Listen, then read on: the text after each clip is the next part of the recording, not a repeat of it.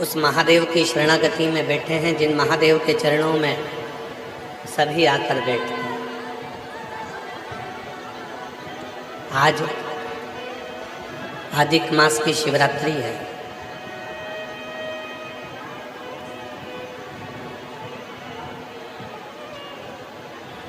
और अधिक मास की शिवरात्रि के इस पवित्र अवसर पर पूरा विश्व भगवान शंकर का रुद्राभिषेक शाम को 7 बजे ऑनलाइन आस्था चैनल पर करेगा। पहले हम भी इस पंडाल में ही अभिषेक कर रहे थे, पर कल प्रशासन के कुछ लोगों ने कहा धर्मेंद्र जी से कि यहाँ से जाते समय भक्तों की भीड़ इतनी हो जाती है कि ट्रैफिक जाम हो जाता है, तो वहाँ से जाकर वापस आना और फिर यहाँ अभिषेक करना बहुत कठिन हो जाएगा। 7 बजे गुरुजी यहाँ पहुँच नहीं पाएंगे, इसलिए आप सब एलईडी के माध्यम से अभिषेक करेंगे और हम जहाँ ठहरे हैं उसी कमरे में से अभिषेक करेंगे, जिससे आप लोगों को उसका दर्शन होगा और आप ऑनलाइन उस अभिषेक से जुड़ेंगे। इसलिए 7 बजे जो एलईडी वाले हैं वो एलईडी चालू कर देंगे यहाँ की 6:45 बजे, और 7 बजे जब अभिषेक चालू होगा तो एलईडी पर जो पंडाल में बैठे हैं वो अभिषेक करेंगे। आप सब जो टीवी पर हैं, मोबाइल पर हैं, देश विदेश में हैं, वो सब ऑनलाइन अपने अपने घर पर बैठकर अभिषेक का लाभ लेंगे और अभिषेक करेंगे। तेरी कृपा बिना न हिले एक भी अणु, लेते हैं श्वास तेरी कृपा से तनु तनु। बखान क्या करूं मैं लाखों के ढेर का, चपटी भगवत में है खजाना कुबेर का। हे गंगाधर मुक्ति द्वार ओंकार तो भोले ओंकार तो, आयो शरण तिहारी शंभु कार। तो किसकी शरणागति में हम बैठे? वृक्ष का बीज मिट्टी की शरणागति में रहता है। वृक्ष का बीज मिट्टी की शरणागति, मछली पानी की शरणागति में, पानी समुद्र की शरणागति में, समुद्र पृथ्वी की शरणागति में।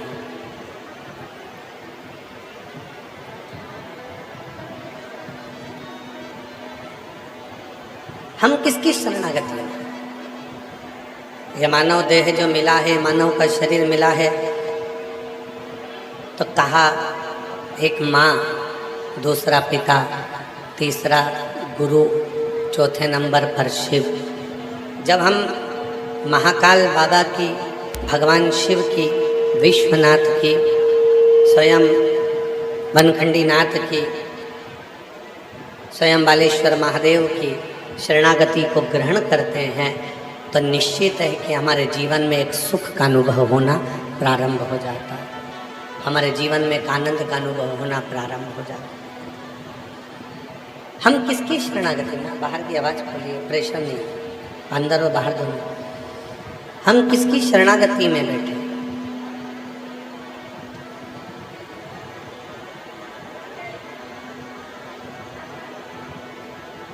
हम किसके पास जाकर बैठे हैं ये निश्चित है। एक मक्खी सब्जी पर जाकर बैठती है तो उसकी कोई कीमत नहीं रहती। एक मक्खी शक्कर पर जाकर बैठी तो उसकी कोई कीमत नहीं है। एक मक्खी फल पर जाकर बैठी तो उसकी कोई कीमत नहीं होगी, पर वही मक्खी उड़कर गई और कहीं सोना तुल रहा था, हीरा तुल रहा था, और उस हीरे पर जाकर मक्खी तुलते हुए तराजू पर रखे हुए हीरे पर जाकर, तराजू पर रखे हुए हीरे पर जाकर यदि मक्खी बैठ जाती है, तराजू पर रखे हुए हीरे पर जाकर यदि मक्खी बैठ जाती है तो निश्चित है कि मक्खी की कीमत बढ़ जाती है। निश्चित है मक्खी की कीमत बढ़ जाती है। सब्जी पर बैठी कोई कीमत नहीं, फल पर बैठी कोई कीमत नहीं, किराने की दुकान पर मक्खी बैठी कोई कीमत नहीं थी, पर वही मक्खी जब हीरा तुल रहा है और हीरे पर जाकर बैठ जाती है तो मक्खी भी हीरे की कीमत की हो जाती है। उसी तरह जब हम आप शिव के चरणों में जाकर बैठ जाते हैं तो एक कीमत वाले हो जाते हैं, कीमती हो। कहाँ बैठे हो, किस जगह बैठे हो, किस स्थान पर बैठे, कहाँ बैठे हो, यह आपके ऊपर निर्भर करता है, यह आपके ऊपर निर्भर करता है। आप किस स्थान पर जाकर बैठे हो, कहाँ जाकर बैठे हो, किस स्थान पर बैठे हो, यह आपके ऊपर निर्भर करता है। चाय की दुकान पर बैठे हो, पान की दुकान पर बैठे हो, आवाज़ नहीं आ रही है, ना बाहर आ रही है ना अंदर आ रही है। ऐसे कान लगा लगा के बक्से सुनोगे तो अंतर ही क्या आएगा, थोड़ा प्रेशर तो खोलो। नहीं तो एक एक बक्सा सबको दे दो, कान लगाते रहेंगे।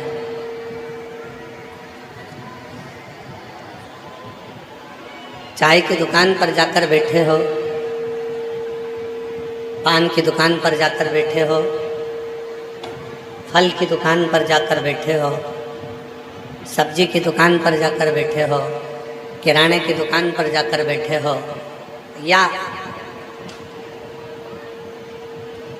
अपने खुद के कर्म को कर रहे हो। आप अपना खुद का कर्म क्या कर रहे हो, स्वतः कर्म क्या कर रहे हो। कितना सुंदर कहा है शिव महापुराण में, एक संवाद आता है बड़ा सुंदर। माँ पार्वती जी जब बाल्यावस्था में थी, माता पार्वती जी का जब बाल्यावस्था थी, केवल 4 वर्ष की माता पार्वती जी थी, केवल 4 वर्ष।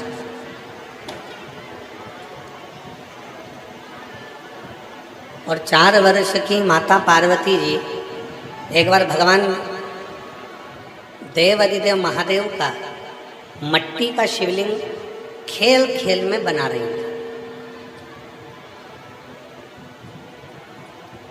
पार्थिव शिवलिंग का निर्माण खेल खेल में कर रहे थे, केवल खेल खेल, खेलते खेलते।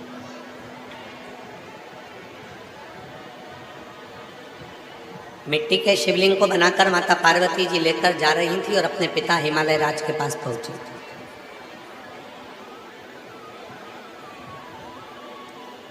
और पिता हिमालय राज के पास में जब पार्वती मैया पहुंची, मिट्टी का शिवलिंग उनके हाथ में था और पिता हिमालय राज ने माता पार्वती जी से पूछ लिया कि पार्वती गौरा, ये क्या बनाया है तूने, ये क्या निर्माण करा है तूने। पार्वती जी ने कहा, पिताजी मैंने वही निर्माण किया है जो संसार सागर के लोगों को उनकी मंजिल तक पहुंचाएगा, उसका निर्माण मैंने अपने हाथों से किया, उसका निर्माण।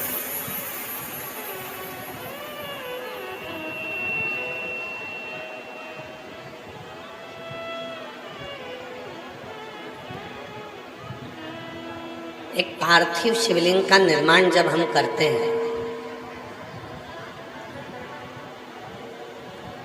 तो केवल वो निर्माण नहीं रहता, वो हमें मंजिल में पहुंचाने का एक रास्ता बना देता है। केवल वो निर्माण नहीं है, मंजिल तक पहुंचाने का एक रास्ता निश्चित कर देता है। रास्ता। एक बात हम आपसे पूछें, जरा उत्तर देना बलिया वालों, जवाब दीजिएगा। एक रावण और एक मंथरा, दो थी। एक था रावण, दूसरी थी मंथरा।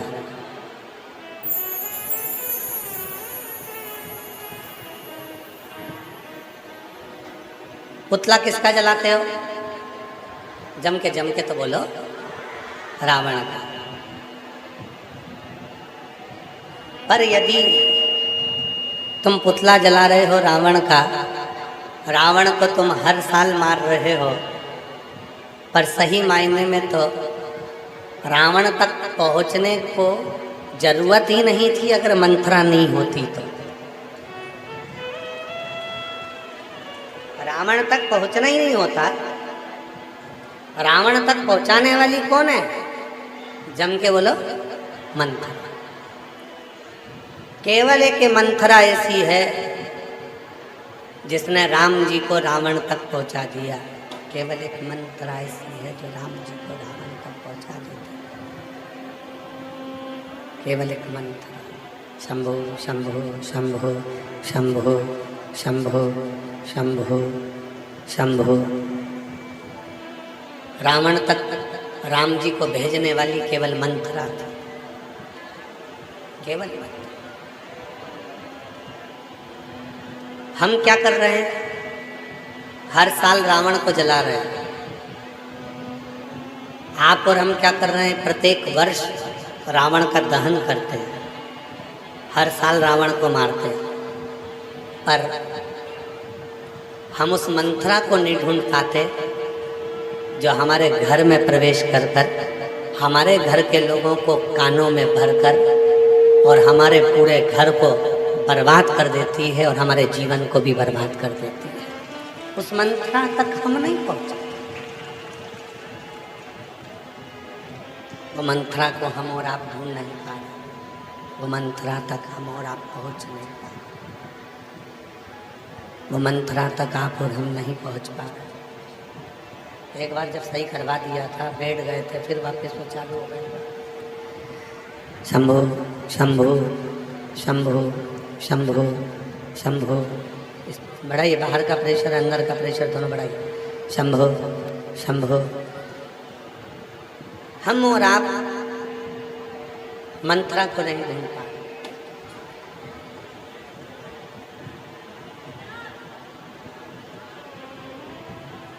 नंदी, कल कथा चल रही थी नंदी की। नंदी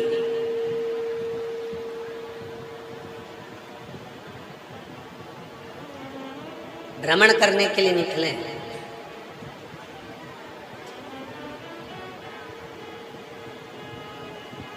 और नंदी भ्रमण करते करते करते करते सब दूर घूमने के बाद में आखिरी में नंदी एक बट वृक्ष के नीचे जाकर बैठे।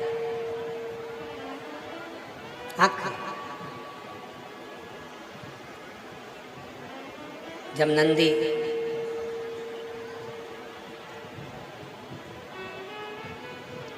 एक वट वृक्ष के नीचे जाकर बैठते हैं, कुछ देर बाद वहीं से श्री तुमरुका जी का आगमन हो जाता है। तुमरुका जी जो भगवान शंकर के परम भक्त हैं, भगवान शिव के परम भक्त हैं, जिनका मुख घोड़े का लगा हुआ है, वीणा है, करताल है और शिव नाम दिन भर 24 घंटे उनके मुख से निकलता रहता है। भगवान शंकर के नाम का उच्चारण वो करते रहते हैं, शिव नाम लेते रहते हैं। शिव नाम तुम रुका। नंदी जी बढ़ के नीचे बैठे। अरे बाहर का प्रेशर बढ़ाओ भाई, आवाज़ नहीं आ रही, यहाँ की भी आवाज़ गूंज रही है। आवाज़, ये स्पीकर चल रहा है क्या? कान तो लगाओ थोड़े से। चल रहा है तो फिर आवाज़ कहाँ है? शंभो। नंदी, आवाज़ नहीं आ रही है? इधर अंदर भी आवाज़ नहीं आ रही है पंडाल में। अंदर के स्पीकर ऑन खोलिए, अंदर के जितने लगे हैं, और प्रेशर खोलो अंदर का, इधर पंडालों का, तो पंडाल की आवाज़ ही आ जाएगी इधर। नहीं आ रहा है स्पीकर में आवाज़। ये देखो पब्लिक को पूरी कोई आवाज़ ना जा रही है। नंदी बट वृक्ष के नीचे जाकर विराजमान, और नंदी जब बट वृक्ष के नीचे जाकर, बस ठीक है अभी आएंगे। नंदी जब बट वृक्ष के नीचे जाकर विराजमान हुए, तब तुमरुका जी का आगमन हुआ। शिव नाम लेते लेते लेते लेते तुमरुका जी आ रहे हैं।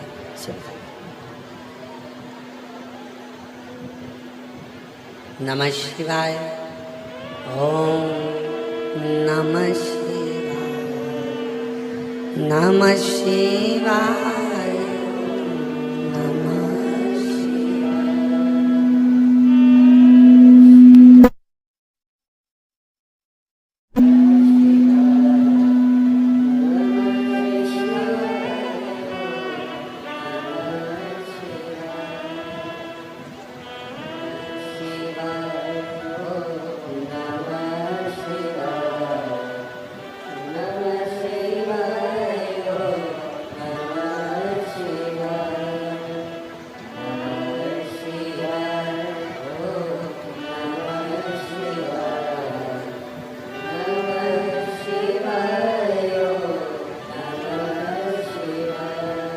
तुमरुका जी शिव नाम लेते लेते बट वृक्ष के नीचे आ गए। नंदी बैठे थे। थोड़ा मन में जब संशय होता है, जब मन के अंदर कोई संशय उत्पन्न होता है, तो व्यक्ति मौन होता है, चुप। 3 बार व्यक्ति मौन हो जाता है। भीतर अगर का संशय है तो मौन होगा, घर में क्लेश है तो मौन होगा, और तीसरा यदि उस परमात्मा की भक्ति में लगा है और विश्वास है भगवान पर तो मौन होगा। फिर उससे बोला नहीं, फिर बोला नहीं, फिर उसकी मौनता है, फिर वो बोलता नहीं है, चुप एकदम शांत। पर कई बार भक्ति में भी ऐसा होता है कि वो नी भी बोले तो भी लोग बुलवा देते हैं। जैसे कल बालेश्वर महादेव के दर्शन करने गए, ना धर्मेंद्र जी सूचना दी है,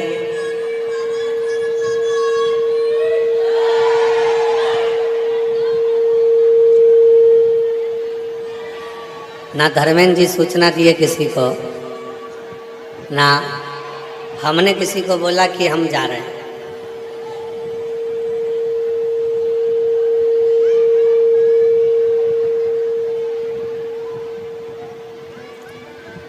ना हमने किसी को कहा, ना धर्मेंद्र जी बोले, और मंदिर में भर गए लोग। अब भरे तो भरे अपनी जगह पर थे। जल चढ़ाना था महादेव को, सबके हाथ में थाली, लोटा, गंगा जल चढ़ाना था बालेश्वर महादेव को, और इन्होंने चढ़ाना चालू कर दिया।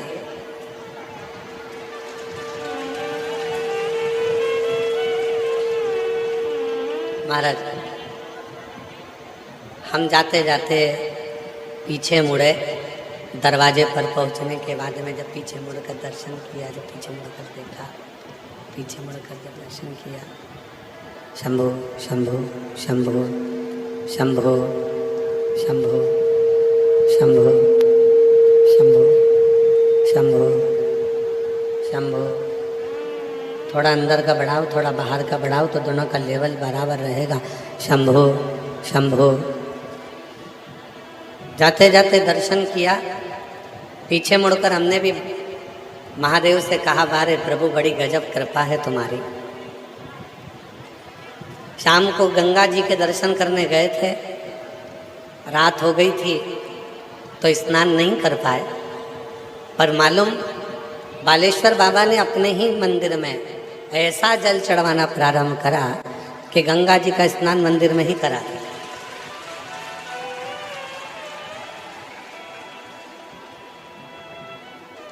जैसी गंगा में लहरें आती हैं धर्मेंद्र जी, जैसे गंगा में लहरें आती हैं, वैसी कल लहरें मंदिर में चल रही थी। पूछो ये मंदिर वाले बैठे हैं यहाँ, मंदिर वाले कौन कौन बैठे हैं? सब बैठे, पूरी टीम। खड़े हो जरा, जो मंदिर में थे कल, ये पूरी टीम। इधर से माताओं का झोंका आया, धर्मेंद्र भैया इधर, फिर उधर से माताओं का झोंका आया, धर्मेंद्र भैया इधर, और इनके साथ में हम उधर, वो इधर उधर, और ऊपर से उधर पीछे पीछे जो खड़ी थी वो पानी लोटे का दे, इधर से गंगा जल की बोतल।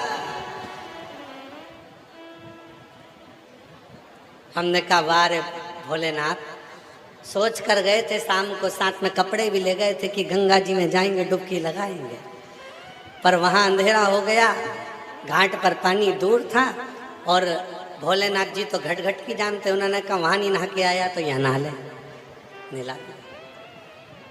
शिव का प्रेम इसीलिए कहते हैं, शिव महापुराण की कथा कहती है कि तुम जहाँ बैठे हो, जैसे बैठे हो, उस स्थान पर जब तुम उस देव अधिदेव महादेव को भजते हो, उस देव अधिदेव महादेव का स्मरण करते हो, तो निश्चित है तुम्हारे जीवन के सारे दुख अपने आप समाप्त होना प्रारंभ हो जाते हैं, सारे कष्ट समाप्त होना प्रारंभ हो जाते हैं, और जीवन में आनंद की अनुभूति होने लगती है, आनंद की अनुभूति होने लगती है अपने आप।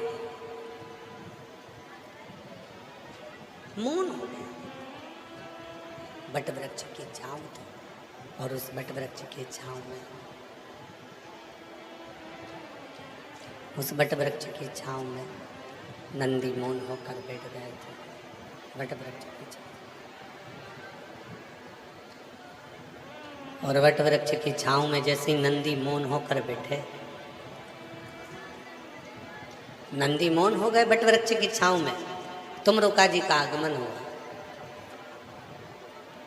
तुमरुका जी आए, नंदी को देखा,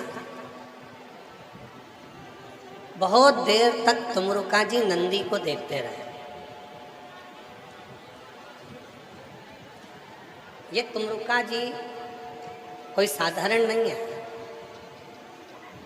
शिव महापुराण की कथा कहती है, चंचुला देवी के जीवन के जितने दुख थे उनको समाप्त यदि किसी ने करा तो तुमरुका जी की शिव महापुराण की कथा ने करा, शिव पुराण की। इसलिए आज भी नियम है, आज भी नियम है। जगत की जितनी माताएं, मेरी जितनी जीजियां हैं, जितनी मेरी जीजियां, जितनी मेरी बेटियां हैं, जितनी मेरी माताएं बैठी हैं, जितनी मेरी बुजुर्ग माँ बैठी हैं, जितनी मेरी जीजियां बैठी हैं, जितनी मेरी माताएं बैठी हैं, हम निवेदन करें, अगर जिंदगी में मेरी बेटियों को, मेरी जीजियों को, मेरी माताओं को अगर जीवन में अपने गर्भ से जुड़ी हुई, अपनी उदर से जुड़ी हुई या संतान से जुड़ी हुई कोई भी समस्या तुम्हारे जीवन में अगर आकर खड़ी होती है, तो शिव जी के मंदिर में जाकर जो लोटा भरकर जल लेकर जाते हो, उस जल को थोड़ा थोड़ा कर 7 बार तुम रुकेश्वर महादेव का नाम लेकर चढ़ाना प्रारंभ कर दो, और उस जल का आचमन करना प्रारंभ कर दो। उदर से जुड़ी हुई, पेट से जुड़ी हुई, बच्चा जानी से जुड़ी हुई, संतान से जुड़ी हुई कैसी भी समस्या हो, वो धीरे धीरे समाप्त हो ही जाती है। तुम रुका जी,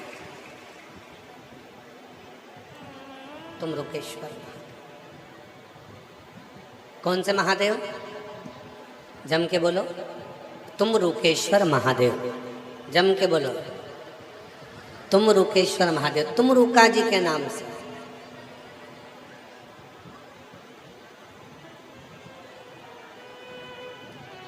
क्यों? भगवान शंकर के परम भक्त हैं तुमरुका जी, जिनके मुख से हर घड़ी, हर क्षण, हर पल शिव नाम निकलता। दो, एक द्रौपदी, एक तुमरुका। द्रौपदी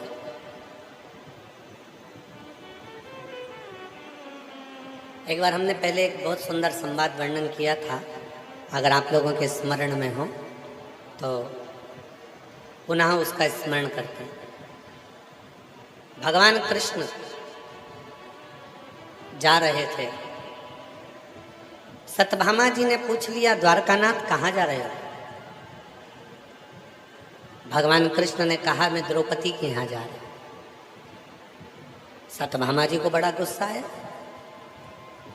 सत्यभामा जी ने कहा, बताओ, हर 15 मिनट में, आधे घंटे में, 1 घंटे में, 2 घंटे में, 24 घंटे में कम से कम 10 बार भगवान द्वारकानाथ द्रौपदी के यहाँ चले जाते हैं। बार बार द्रौपदी के यहाँ जाने की जरूरत क्या है? भगवान कृष्ण कुछ नहीं बोले, कुछ नहीं। फिर रुक्मणी जी से सत्यभामा जी ने कहा कि द्वारकाधीश को हो क्या गया? जब देखो जब वो द्रौपदी के यहाँ भाग कर चले जाते हैं। रुक्मणी जी ने कुछ नहीं कहा, पर भगवान कृष्ण के मन में आ गया कि सत्यभामा और रुक्मणी के मन में संशय है। ये दोनों के मन में संशय, और इनके संशय को मिटाना जरूरी है। भगवान कृष्ण चलते चलते बोले कि द्रौपदी के यहाँ मैं जा रहा हूँ, क्या तुम दोनों चलती हो? इतने में रुक्मणी और सत्यभामा तो चाहती यही थी कि एक बार जाए तो सही, आखिर द्रौपदी के पास ऐसा क्या है जो भगवान द्वारकानाथ हर 24 घंटे में 10 बार द्रौपदी के यहाँ भाग कर चले जाते हैं। सत्यभामा जी और रुक्मणी जी चल दी और दोनों गईं। द्रौपदी अपने सिर में तेल लगा रही थी, बाल को सवार रही थी, बाल सवार रही थी, और बाल सवारते सवारते सवारते सवारते भगवान कृष्ण पहुंच गए। भगवान कृष्ण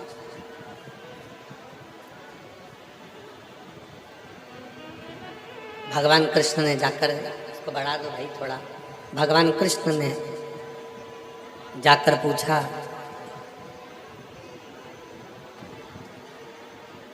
द्रौपदी से, द्रौपदी क्या कर रही है? द्रौपदी कहती है कि भैया मैं अपने केस संवार रही।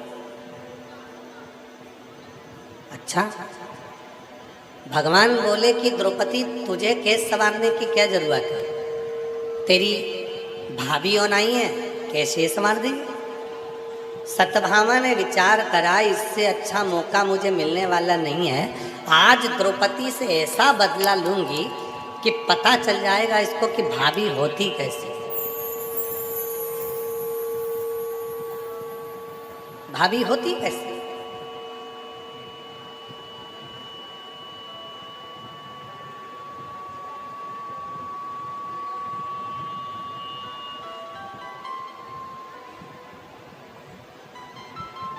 चलिए, सत्यभामा जी बैठ गए द्रौपदी के केशों में तेल लगाने के लिए, और द्रौपदी के केशों में तेल लगाने। सत्यभामा जी द्रौपदी के केशों में तेल लगाने लगे। द्रौपदी के केशों में तेल लगाती हुई सत्यभामा जी ने उसी समय पर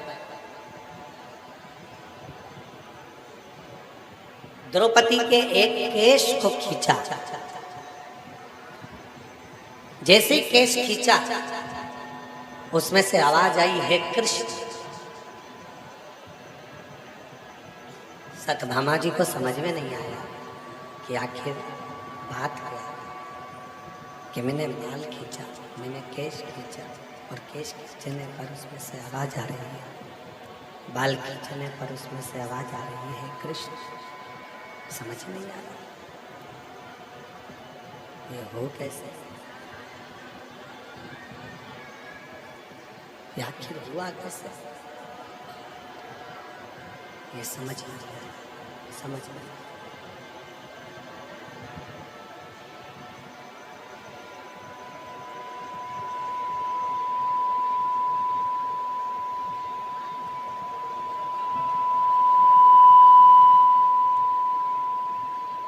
शंभो शंभो शंभो शंभो शंभो शंभो शंभो शंभो शंभो शंभो शंभो शंभो शंभो शंभो शंभो शंभो शंभो शंभो शरणे मां शंभो शंभो शंभो शंभो शंभो। नहीं आ रही आवाज। शंभो शंभो शंभो शरणे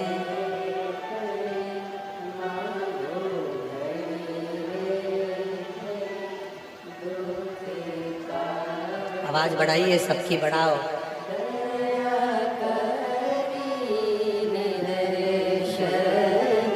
शंभो ओ शंभो शरणे मांगो घड़ी रे घड़ी दुख काटो दया करी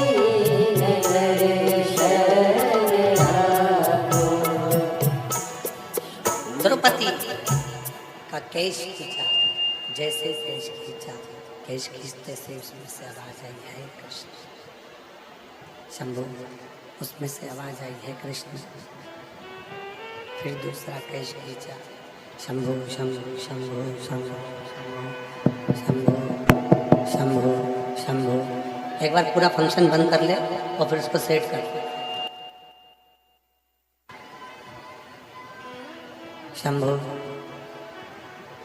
सारी बटन घुमा दे एक साथ में, पूरी की पूरी, फिर उसको चालू करो। शंभु शंभु शंभु शंभु शंभु शंभु शंभु